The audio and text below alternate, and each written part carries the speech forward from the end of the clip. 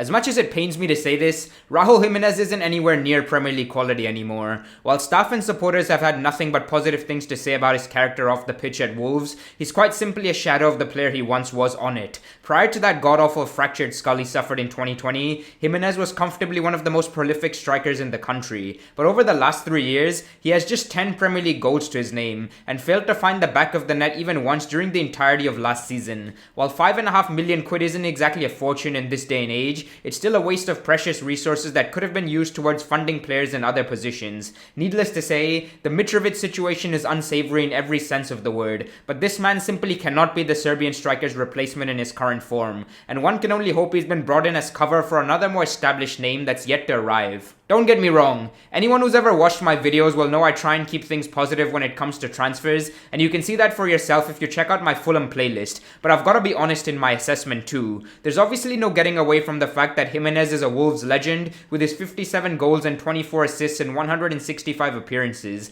but the majority of those numbers were produced pre-injury. At his best, he had a bit of everything. He could run in behind, hold the ball up, score with both feet, link up play with those around him, work his bollocks off out of possession, and headed better than anyone else in the division. However, the graphic on screen illustrates where he stands now, and while he quite clearly still puts a shift in defensively with a plethora of blocks, tackles and headed clearances, his output going forward leaves a lot to be desired. That being said, his movement does still remain intact, and those darting runs around the shoulders of defenders could open up space for teammates. Furthermore, his physical presence continues to make life difficult for the opposition, and I sincerely hope he can get back to his previous level by some divine miracle. Do let me know whether or not you agree with my assessment down below, and I'll catch you in the next one, folks. Peace.